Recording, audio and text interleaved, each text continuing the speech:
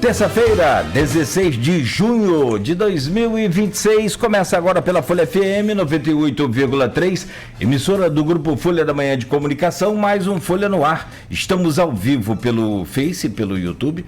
Daqui a pouco você confere este programa em podcast. Logo mais tem reprise na Plena TV e também você pode acompanhar agora pela Alexa. É só dar o comando Alexa, ouvir Folha FM. No aplicativo exclusivo da Folha também é só você baixar o aplicativo e seguir, curtir, compartilhar a nossa programação. São 7 horas e 8 minutos em Campos. Muito bom dia, sejam todos bem-vindos. Vamos às principais informações desta manhã e a gente começa com a previsão do tempo. Ontem dizia no boletim da possibilidade de chuva em Campos e hoje reafirmada essa possibilidade. Choveu aqui na área central, choveu pouco, mas durante a madrugada. Então, a previsão para hoje traz condições chuvosas com ventos de 13 quilômetros por hora. A máxima é de 25, a mínima de 20 graus. Agora aqui no centro da cidade faz 20 graus. No programa de hoje, com o jornalista, repórter de política do jornal Folha da Manhã, Everton Luna, temos o prazer de receber duas Júlias. A Júlia Bessa, que é geógrafa, professora e coordenadora do projeto Mais Verde. Vamos falar sobre esse projeto muito legal, muito interessante, que vai assim, bem além dessa questão climática, de todas essas mudanças que estamos vivendo, sofrendo e alguns negando, né? Que é pior do que tudo. E também vamos conversar com a Júlia Melo, é cientista social, professora de sociologia e está no projeto também, claro, vem para conversar com a gente nessa manhã. É que eu queria pegar o gancho aqui do carnaval, mas acabei, né, pulando aqui a apresentação. Que a Júlia, como essa coisa de seguidor, essa coisa de audiência, né? A Júlia Melo, ela é influencer de carnaval, conhece tudo de carnaval. Adora a Virgínia. Nós vamos falar sobre esse projeto também com a Júlia.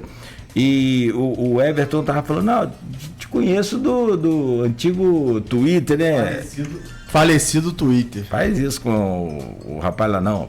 E aí, ela conhece, manja de carnaval, e Campos tem uma tradição gigantesca no carnaval. Tá meio adormecida, mas com certeza é parte importantíssima aqui da nossa história, mas a gente foca mesmo aqui hoje nesse projeto Mais Verde e eu já agradeço a vocês pela presença.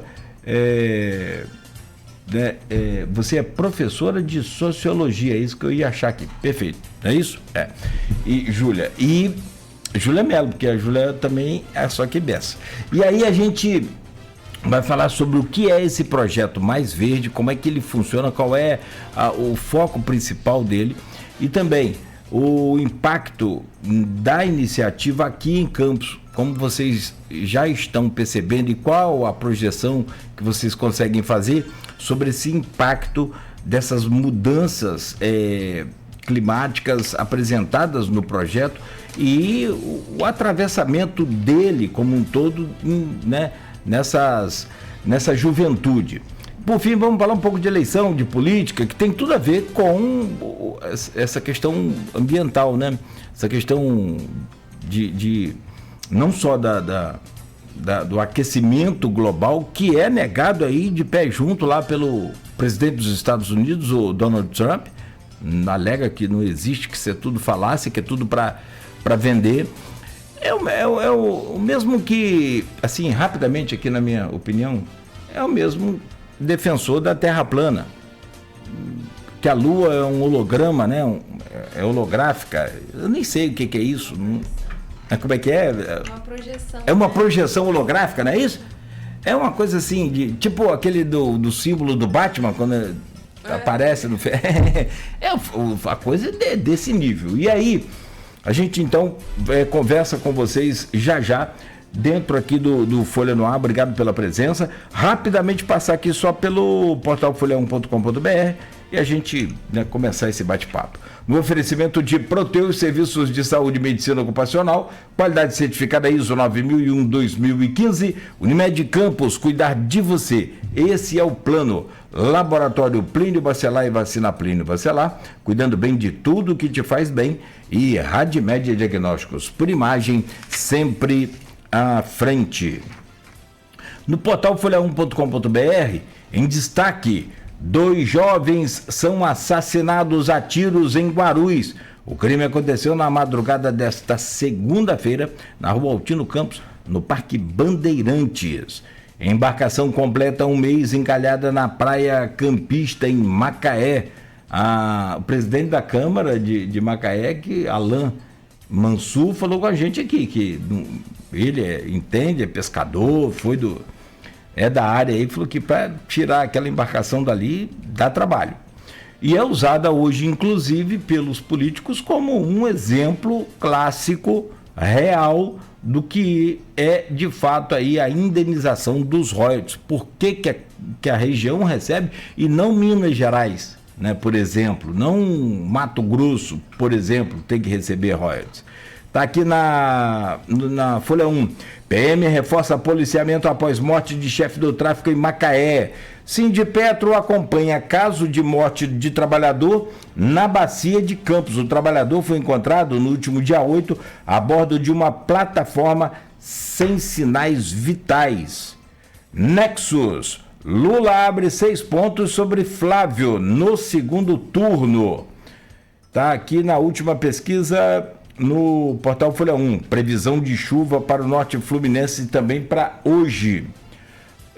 Morre Renato Xavier da Silva, o porteiro do Parque Centro Shopping, conhecido como Seu Renato, vítima de infarto aí nessa segunda-feira. Os familiares e amigos ilutados aí, nossos profundos sentimentos.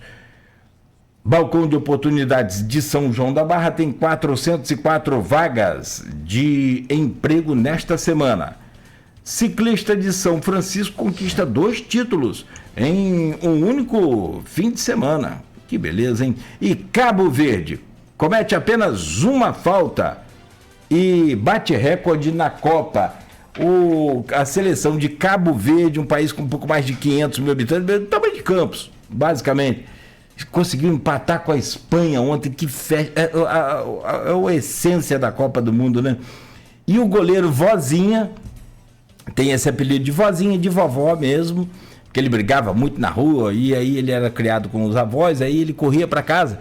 Quando não conseguia mais sustentar a briga, ele metia o pé, que é uma coisa mais ou menos assim, e aí o pessoal falou, vai correr para pedir socorro a Vozinha, aí pegou esse apelido, não gostava, acabou pegando, e aí ele fez 7 defesas, né? Lembrou meu tempo que eu jogava no... O cara é sensacional aqui, e com 40 anos, né? Aí eu lembro aqui, por que não levou o goleiro do Fluminense, que tem 42, 40 também? 45, melhor ainda, mais experiente ainda. Bom, e a Copa do Mundo segue hoje, a estreia, e a Espanha, uma das favoritas, empatou com Cabo Verde. Imagina, hoje a seleção da França estreia contra o Senegal, a Argentina pega a Argélia, Iraque, a Noruega e a Austrália pega a Jordânia.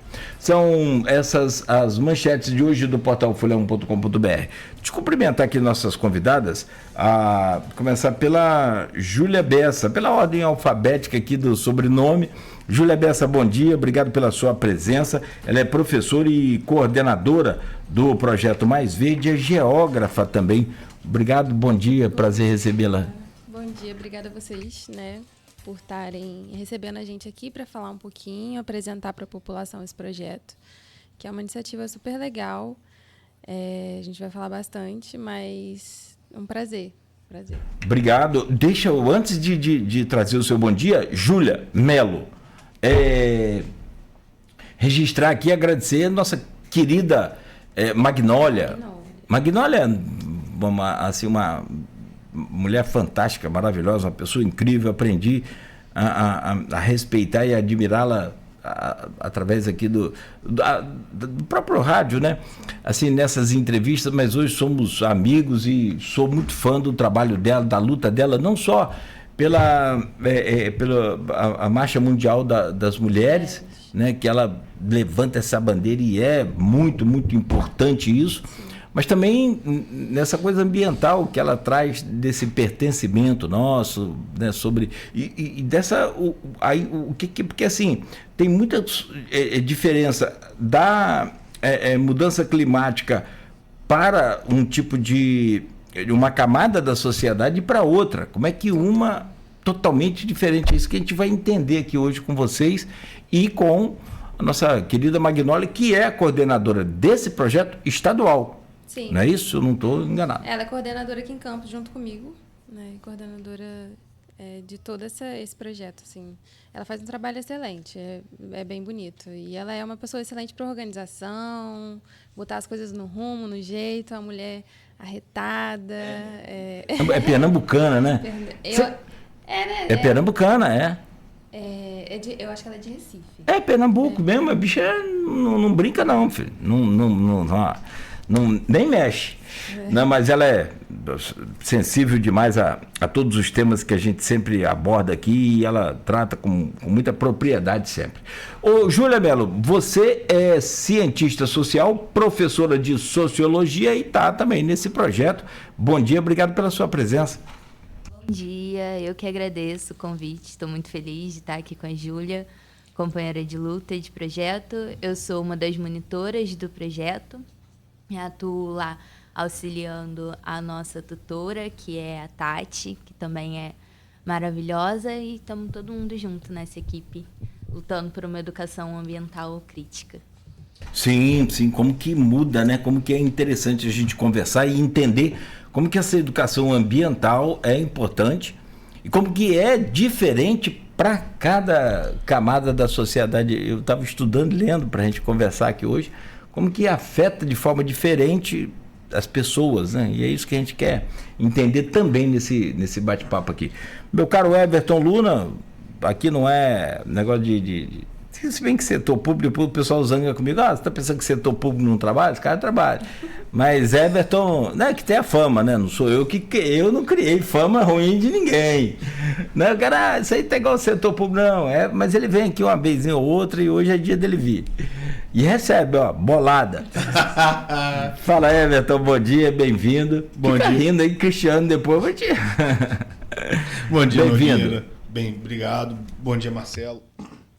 Bom dia, Júlias. São Júlias. Você estava falando sobre essa questão de como o impacto ambiental é diferente em diversas camadas. Surgiu até um novo termo nos últimos tempos, né, chamado racismo ambiental. Porque eu estava lendo uma reportagem no outro dia calculando a média de árvores na zona sul do Rio de Janeiro para a zona oeste. E assim, é um negócio escandaloso, porque na zona oeste, nas áreas mais periféricas, não há árvores. E já na zona sul, a gente já vê nas novelas, né? Os bairros arborizados, os bairros com árvores centenárias. Então são teorias que vão surgindo, dando conta da realidade, né? Mas, falando com a Júlia Bessa, o que é o Mais Verde? O que é esse programa? O que é esse projeto? Como que ele se relaciona com a sociedade e o que ele propõe de mudança? Pergunta extensa. É pano para manga. O Projeto Mais Verde, ele é uma iniciativa do governo federal. Ele é realizado através de uma emenda parlamentar da Thalíria Petroni, deputada federal, com fomento do Ministério do Meio Ambiente e mudança do clima. E aí a ONG Campus Avançado, que toca, né, administra, organiza esse projeto, tem como objetivo, né, no Mais Verde, formar agentes ambientais. É a nossa principal meta, assim, a longo prazo. Que esses jovens, né, a gente tem 5 núcleos, então é um projeto que acontece estadualmente no estado do Rio de Janeiro. E aí a gente tem Campos, Volta Redonda, Teresópolis, Niterói e Cabo Frio. E aí a gente tem cerca de 23 estudantes bolsistas. Os estudantes recebem R$300 para estar estudando nesse projeto. E a nossa ideia é que... É extraturno, é fora do... fora do contraturno, né? Fora do período de aula deles. Um dos critérios de seleção é que eles estivessem, né, regulados matricularmente em instituições públicas. Então, a gente preservou pessoas que têm essa vulnerabilidade socioeconômica, enfim, que inclusive são mais afetadas na cidade, né, nas cidades, por esses problemas ambientais. Aqui em Campos a gente tem uma múltipla geograficidade, assim, desses alunos. A gente tem muitos alunos de Guarulhos, de várias áreas de Guarulhos, né, porque Guarulhos é gigantesco, as pessoas acham que Guarulhos é um lugar só. Mas... Acho que Guarulhos é só a beiradinha do rio ali, né? Não, Guarulhos é gigantesco, mas assim, Travessão, Nova Canaã, a gente tem Goitacazes, pessoas que moram perto da usina do Carvão, Ibitioca. Então, são vários alunos, 23, né, a gente tem aqui, que são muito afetados, assim, drasticamente por esse racismo ambiental, por essas questões que, além de questões climáticas, né, propriamente essas questões ambientais surgem de um funcionamento da sociedade que menospreza, né, essa população, que invisibiliza, né? Enfim, é bem complexo. Júlia, a outra agora, Júlia Mello. Você que está em sala de aula, você consegue perceber os olhares, as perspectivas e as análises desses alunos perante a questão ambiental da nossa cidade. Como ela falou, que são alunos de diversas localidades, com realidades completamente diferentes, com problemas diferentes. E como tem sido esse feedback, essa observação desses alunos em sala de aula? Eu acho que a nossa mudança já tem começado desde o primeiro momento, que é ter esses jovens de lugares tão diferentes, e pensando a geografia de Campos, né, que é um município muito grande. Então, eles vêm de lugares muito diferentes e eles se encontram dentro de uma sala de aula. Provavelmente, eles não se encontrariam em outros lugares, e eles trocam sobre os territórios de onde eles vêm. Então, eles conversam, né, e veem o que tem de proximidades, mas o que tem de distâncias também de dentro dessas vivências. Então, só dessas trocas que eles têm, de onde eles vêm, isso já é muito enriquecedor para a gente. Mas também, ao longo, a gente está desde abril aí nessa jornada, né?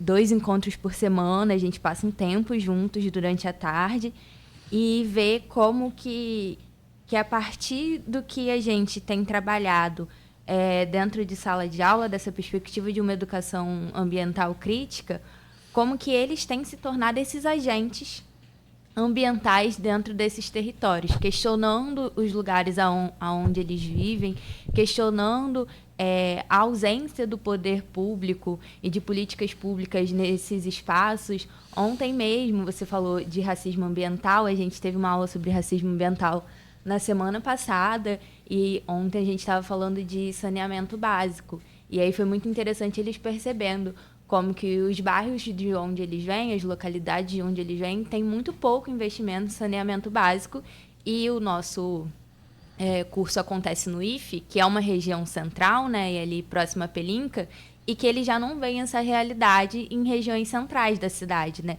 E aí eles entendendo como que é essa dinâmica desse pensar cidade pelo poder público, né? Qual lugar, qual localidade vale mais para que se tenha um investimento na questão do saneamento básico, por exemplo.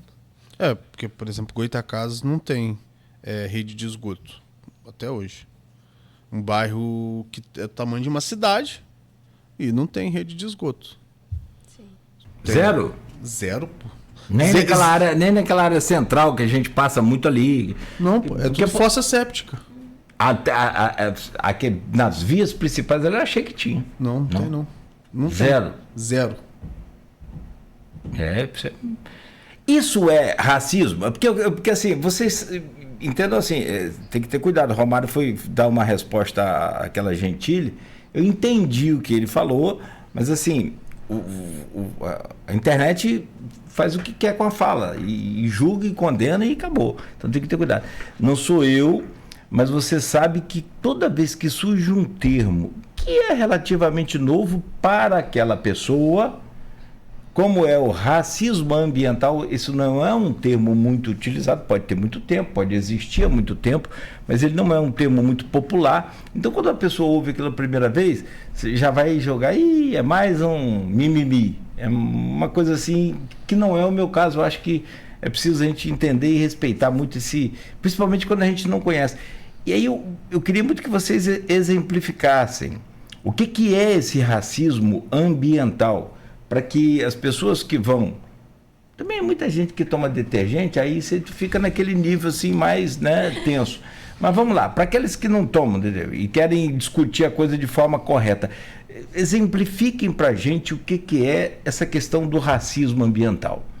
Isso é um exemplo? Goytacazes, por exemplo? Totalmente. Totalmente. Quando a gente fala de racismo ambiental, o racismo ambiental ele é um conceito... acadêmico que vem sendo explorado e ele é relativamente recente. Eu acho ele que é de 1980 que o Benjamin criou. Não tem muito tempo, assim. Ele é recente. Isso vem sido muito discutido na academia, assim, os cientistas, porque eles foram reparando padrões. Quando a gente fala de ciência, às vezes é meio difícil a gente imaginar a ciência social, né? Porque a gente às vezes imagina um laboratóriozinho ali do cientista que está, né, fazendo um experimento. E quando a gente fala de ciência da sociedade, é você analisar essa sociedade e entender esses padrões. Então, esses cientistas foram entendendo que determinadas questões ambientais aconteciam frequentemente com certas populações. E populações que são historicamente marginalizadas. Então, a gente está falando de uma população que é negra, quilombola, indígena, né, que tem esses afetamentos de uma sociedade que é construída através desses moldes, né, coloniais, europeus, né, com padrões. Né? Então, tudo que foge ao padrão está dentro dessa racialização e aí é menosprezado. Né? A gente vem de um país que 500 anos de escravidão. Então, o racismo existe, o racismo permanece, infelizmente, na nossa sociedade até os dias atuais. Infelizmente. E ele também se manifesta no ambiente. Porque a gente está falando desde da situação de segregar o espaço. Então, quando a população preta ela está marginalizada, né, nas periferias, e aí a gente fala de uma periferia que não tem um saneamento básico, não tem uma coleta de lixo regular, né, não tem esgotamento, não tem essas assistências ambientais, né, de saúde ambiental também. Porque eu moro também no Parque Nova Canaã, próximo ali à Travessão, o distrito de Travessão, ali no quilômetro 10. E ali também não tem um saneamento básico, né? É fossa. E a qualidade da água não existe. Né? É uma água que é contaminada, porque a gente tem muitas casas próximas à construção de poços e fossas. Então, aquela água vai ser contaminada. Seja, mesmo tomando cuidado, não tomando a água, mas no banho, você vai tomar banho com aquela água, você vai se contaminar. Então, a gente tem esses padrões, assim, são os jovens, né, que vêm dessas realidades. A maioria, a gente fez uma pesquisa, a gente quer até levar isso para... Agora a gente vai ter uma culminância no final de junho, começo de julho, a gente vai ter uma culminância que vai ser para mostrar esse primeiro resultado para a sociedade. No dia 1º, a gente vai apresentar com eles, né? Eles vão apresentar um trabalho assim, em conjunto de tudo que eles entenderam até aqui. E a gente focou muito, né, em trabalhar no plano pedagógico, tentar distribuir. Então, nesse primeiro trimestre, a gente trabalhou esses problemas ambientais com eles, para eles se entenderem no território deles, entenderem que esses problemas existem no território deles, identificar esses problemas. E aí agora a gente vai ter uma pequena férias agora em julho e no próximo trimestre a gente vai trabalhar com eles as soluções. Então a gente tem como objetivo colocar eles para ir para o território, né, analisar, frequentar o Conselho Municipal de Meio Ambiente, tornar eles agentes ambientais de fato, assim. Mas nessa questão do racismo ambiental, e é legal ver a dinâmica com eles, assim, eu faço questão de estar sempre também em sala de aula, acompanhando o processo deles, e é muito, muito legal, é satisfatório, porque eles vão realmente identificando. E a gente fala muito com eles que a gente precisa identificar e conduzir essa revolta. E eles vão ficando muito revoltados, assim. É aquela coisa da adolescência também, então vai ficando, nossa, meu Deus, indignados. E a gente fala, vamos trabalhar nessa revolta. Porra, ele quer consertar o mundo. E a nossa intenção é que eles continuem. E que continue com essa assim, situação. que bom por isso, né? E de alguma forma... Júlia, desculpa, perdão, desculpa. E de alguma forma você dá um norte para essa juventude, né? Que às vezes ela é taxada que ela não quer nada com nada, que não quer estudar, que não quer trabalhar, que não quer evoluir na vida. E você dá um caminho para ele. Fala assim, se você tem só o seu território, você tem sua localidade e você pode ser um agente transformador da sua localidade. Pode ser que ele não consiga transformar nada, mas ele teve um norte para seguir um trajeto. Pode ir, Nogueira. Eu queria ouvir da Júlia Mello sobre essa questão do exemplo que a Júlia trouxe, que eu pedi, se quiser complementar.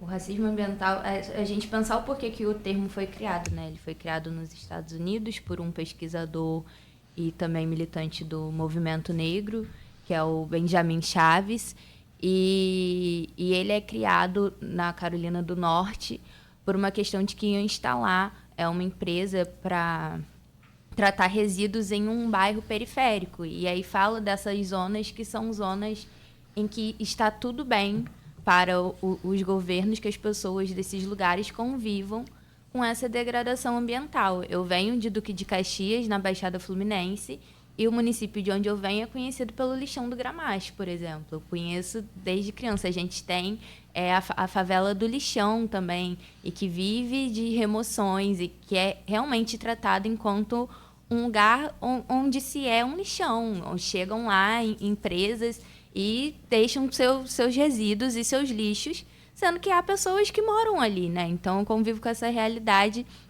desde muito cedo. E aí, quando eu venho para Campos, eu não vejo muita diferença disso em relação aos bairros onde eu frequento. Eu morei por um tempo, logo no início da 28 de março, ali muito próximo ao IFE, onde eu estava até dando esse exemplo para os alunos.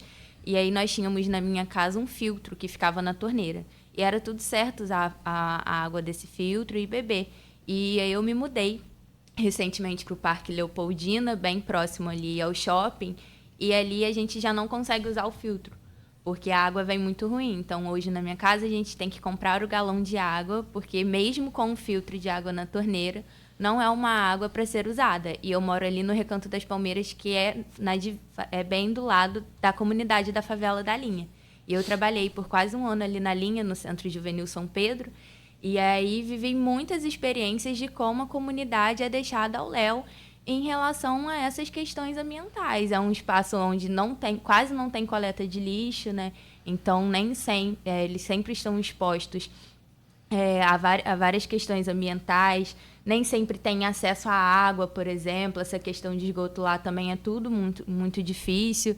E a comunidade se cuida sozinha. Eles têm ali hoje o Centro Juvenil São Pedro, que é uma iniciativa salesiana que está ali há anos e que faz um trabalho incrível com as crianças e com os jovens da comunidade, que auxilia na comunidade, mas é muito difícil, foi quase um ano que eu fiquei lá, ter o poder público ali próximo, ao menos quando é perto de eleições, em que vão fazer uma visita e que vão conhecer a comunidade, né? E essa é uma realidade que, infelizmente, a gente vive no país inteiro, nessas zonas periféricas. Tem uma denúncia aqui, né? Luciano Alves, mais conhecido também como meu pai, ele mora ali no Flamboyant 2. Cara, e assim, a coleta seletiva lá é regular, e ele fala, toda noite tem gente jogando lixo em terreno baldio. Toda noite. Ali tem um entulhódromo próximo, tem coleta seletiva regular e tem gente jogando lixo todo dia no terreno baldio. Porque em frente ao prédio dele tem um terreno vazio. Todo dia ele falou que tem gente à noite, passa com um cachorro, isso eu já vi. Pega a sacolinha de lixo e faz assim, pum, joga fora. Joga fora no terreno, sendo que tem a coleta nos dias corretos, com regularidade. Então, assim, para além do que a gente vê de territorialidade, tem a questão da mentalidade das pessoas. A mentalidade tem que mudar. Tanto que a prefeitura está fazendo uma campanha porque ela espalhou entulhódromo pela cidade toda e as pessoas vão próximo ao entulhódromo e despejam os resíduos. Cara, assim, o poder público age, mas também as pessoas têm que agir da sua parte, né? Não basta só ter os locais corretos, como as pessoas têm que destinar nos locais corretos, com a regularidade correta. Porque não adianta, se o lixeiro passa na quarta-feira, você colocar o lixo na terça. Porque não faz sentido. Tem uma moça que é a Isabel Carvalho, que ela tem um livro super legal, que é Educação Ambiental Crítica para Formar Sujeitos Ecológicos. Tem uma coisa que encaixa muito nisso que você está falando, que ela fala que uma coisa é você ter uma educação ambiental de comportamentos. Então, você vai e faz uma iniciativa em uma escola de educação básica, ensina a criança a jogar o lixinho na lixeira de vidro, na de plástico, a separar, né, o lixo corretamente. O que é importante, não deixa de ser importante, mas, essencialmente, o problema da questão não está naquele comportamento pontual, está na atitude do ser humano. E aí entra a educação.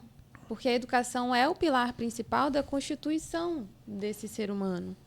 Então, quando a gente tem uma educação que é sucateada, uma educação que não é valorizada, uma educação que tem roubos ínfimos, né, a gente tem um grave problema de constituição de sociedade mesmo. E aí entra também uma questão, né, que, na minha opinião, na minha análise, é de uma modernidade, um neoliberalismo que vai tirando o indivíduo da sociedade e colocando o indivíduo só como indivíduo. E aquele indivíduo vai perdendo a sua coletividade e o olhar para o outro. Então, poxa, o que esse lixo aqui que eu vou jogar aqui agora nessa rua vai fazer para além de mim? Agora vai ser bom para mim porque eu vou estar soltando esse lixo aqui. Mas e aí? Vai ser ruim para alguém? Né? Então, é uma questão do ser humano mesmo, da constituição desse ser humano e do senso crítico, dele olhar para além dele, para a atitude, né, dele pontual ali, e entender esse conjunto. Assim. Entender que aquele lixo ali vai trazer vetores de transmissão, como ratos, baratas, e vai atrapalhar a própria vida dele. Mas ele só enxerga assim, eu tô com esse saquinho de lixo na mão, eu quero me desfazer dele o mais rápido possível. Aí joga em qualquer lugar. Em vez de ter a consciência que aquele acúmulo de lixo ali vai trazer problemas inúmeros para todo mundo, inclusive para ele próprio. E que aquela atitude egoísta de jogar um lixo na rua, de descartar de qualquer forma o resíduo da obra, de madeira, vai trazer problemas para ele também. É uma cadeia, né? Uma cadeia social. A gente está em sociedade. E, às vezes, é difícil da gente enxergar isso porque a gente está tão na correria, fazendo as coisas e trabalhando e nessa coisa de ter que solucionar um problema rápido. E aí a gente acaba caindo nessas contradições, assim, nesses sentidos de, poxa, vai me livrar esse problema aqui agora, mas lá na frente ele vai me afetar. Porque eu estou numa sociedade, eu vivo em conjunto com outras pessoas, por mais que, né, às vezes, sem ser próximo, mas você está ali num bairro, você está em um determinado ambiente que, se você jogar um lixo ali, vai chegar um determinado momento que vai chover, vai acumular uma água, vai gerar, né, vetor de transmissão de doença. Assim. Então, Na verdade, a cidade é só um condomínio. Quem tem oportunidade de morar num condomínio vertical, por exemplo, num prédio, beleza. É mais rigoroso, é mais apertadinho, então você vê bem o que o cara está fazendo com lixo. Você consegue talvez fiscalizar melhor. Mas o município nada mais é do que um condomínio e o prefeito é o zelador. Você pode perceber que quem zela bem de uma cidade, o prefeito que zela bem, Moreira do Espírito Santo, Vitória, quase sempre ele gera o governador do estado, porque Vitória se separou da periferia, que aí é Viana, Vila Velha, Cariacica, Serra, aquelas cidades vizinhas que ficaram mais com a parte suburbana daquela região. Então, o prefeito de Vitória, ele lava a cidade, ele limpa, vem com aquele vassourão, pinta a rua todo dia, é mole. Beleza, ele cuida daquela capital como é, então ele se projeta muito bem. Ou seja, ele é um zelador. Zela pela saúde, zela pela... Deixa eu perguntar a você, o Júlia Mello. Você está falando muito pouco no Rodrigo, fazer um programa de carnaval para a Júlia soltar a voz, né? Soltar a voz. Como promover crescimento, desenvolvimento sem injustiça social e sem crime ambiental? Eu acho que é o desafio de... É o X da questão. Você vê que ela até arrastou-se na cadeira, puxou a cadeira para perto do microfone, então vamos. Eu acho que é a pergunta de $1 milhão, mas que não é tão difícil assim, se a gente for pensar que a gente vive num território indígena. Não só Campos, mas o Brasil como um todo, né? O que a gente entende quanto Brasil ser terra indígena. E pensar que os povos originários estão aí há milhões de anos, antes mesmo, né, da chegada dos colonizadores, cuidando, gestando e tendo uma relação de pertencimento com essa terra, né? E com a natureza. Porque, infelizmente, a gente, enquanto sociedade no Ocidente, né, a gente se separou da natureza, nessa perspectiva de corpo-natureza, como se fôssemos coisas distintas. E aí... Nós, na verdade, a perspectiva originária, né, dos povos indígenas é que não, nós somos a mesma coisa. Os povos indígenas têm uma relação de parentesco com a natureza, né? O parente Ailton Krenak fala que a montanha é o avô, né? O rio, um tio, essa relação com a natureza muito próxima, porque a natureza é parte desse corpo e desse espírito. E aí eu penso que se eles fazem isso, né, e têm essas vivências há tantos anos, eu acho que a gente está procurando respostas no momento de uma crise que a gente tem vivido, né, sem precedentes, mas que já tem pessoas que já trouxeram essas respostas há milhões de anos, né? E que falta a gente olhar, a gente parar, a gente perceber...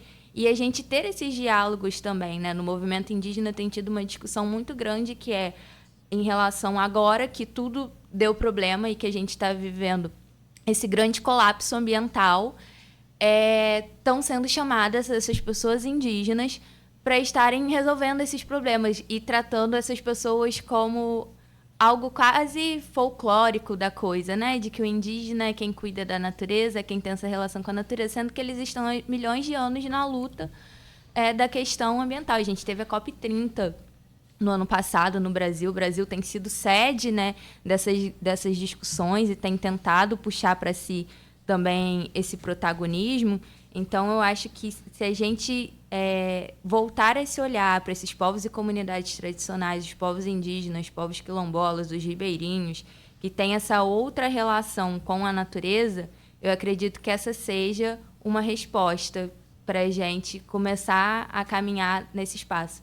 E que em Campos é muito propício para isso, né? Porque Campos é terra indígena, inclusive tem um movimento de retomada dos indígenas goitacás grande, crescendo, da qual faço parte, também venho. Nós temos uma Você relação... conhece Remu? Sim, é meu parente. É seu parente? Que figura. Eu estou nesse Gosto processo muito de dele. retomada junto Ele está com nesse Remu. projeto, não está? Sim, é nosso Nesse do coordenador. Mais Verde, não, mas...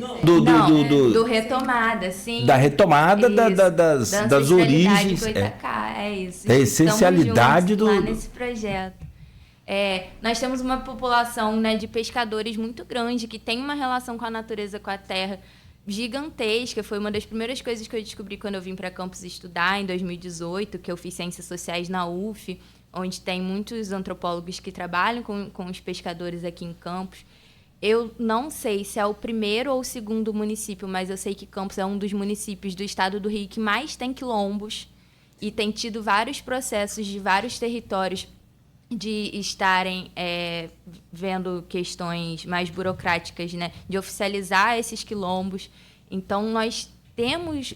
Campos é um município muito rico e diverso, e isso foi o que mais me impressionou quando eu passei a viver o dia a dia na cidade, e, ao mesmo tempo, me impressionou em ver como que é difícil as pessoas que são daqui, que vivem aqui, enxergarem e terem essa noção também sobre esse território, né? Eu penso que seja muito por questão dessa extensão gigantesca, é isso que a gente fala dos nossos alunos, de virem de espaços diferentes e se encontrarem em um espaço, né, físico único, mas também é muito difícil que tenha esse olhar para essa população campista que já está há tanto tempo nessas lutas. A gente está falando de projetos sociais, existem vários projetos sociais pela cidade, com juventude, então, inúmeros, das mais diversas vertentes, dos mais diversos tipos de trabalho.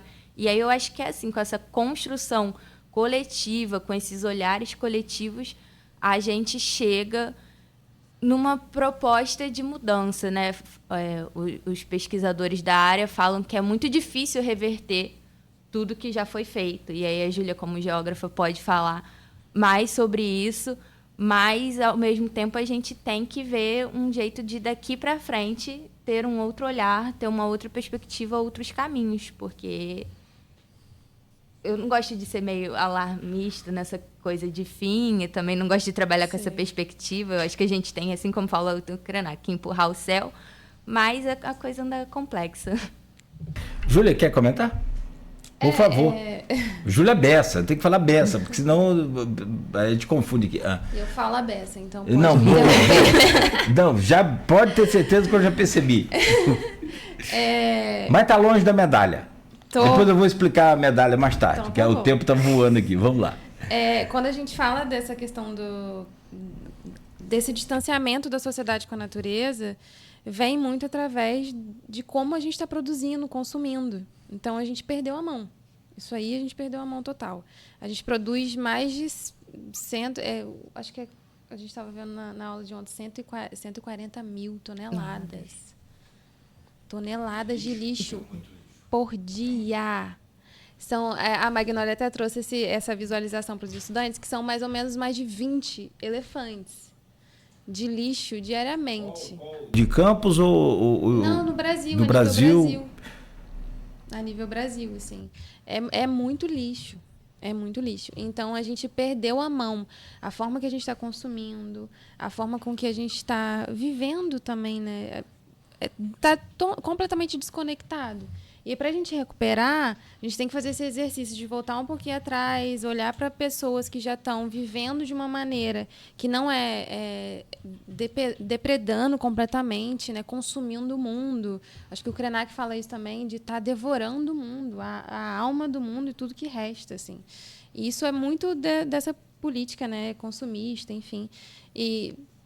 para eu não esquecer mais do que eu já esqueci, a gente precisa também agradecer o LCA e o NESA e o IFE, que são nossos parceiros nesse projeto. Porque eles são bons parceiros. LCA é Laboratório de Ciências Ambientais da UENF?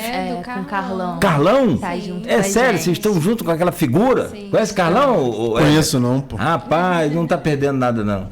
Cara, um dos maiores cientistas que nós temos. Carlão, minha história de amor com ele é longa. Amor e ódio. Ele é botafoguense. E ele é um dos caras responsáveis pela fundação da nossa universidade. Era ele que estava lá naquela comissão de implantação da UENF. Recebia Darcy Ribeiro, Brizola e tantos outros mais que vinham sempre a Campos para aquela fase de implantação, de desapropriação de terreno, aquela coisa toda. Carlão está aqui. Sou jovem, eu não lembro dessa época. Eu sei que você é jovem. Você é do tempo do Escravizaura, da novela.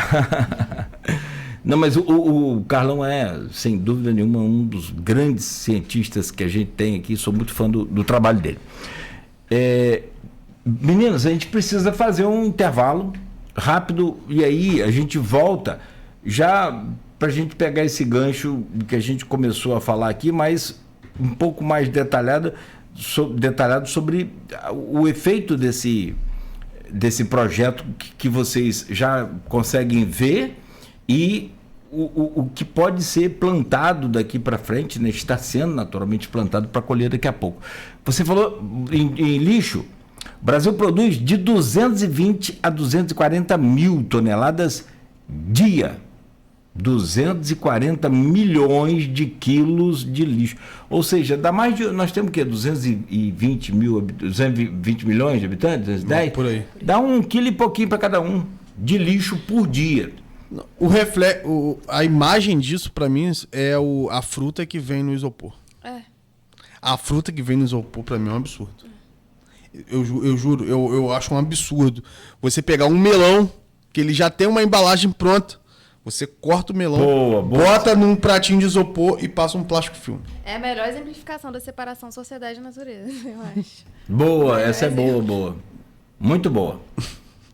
Espetacular. Eu acho isso um absurdo. Porque o melão, ele já tem a própria embalagem. A banana já tem a sua própria embalagem. Já vem pronto não na natureza. Não precisa. Tem tantos outros, mas o exemplo do melão é clássico. Brincadeira, não é mole não. Outra informação também sobre o quilombo, os municípios com o maior número de quilombolas. Você está certa. Campos é a segunda maior cidade do estado do Rio em número de moradores, pessoas quilombolas, 3.083 pessoas, ficando à frente de Búzios e de Quissamã, mais atrás apenas de Cabo Frio. 3.137 pessoas quilombolas. Você acertou, é isso mesmo.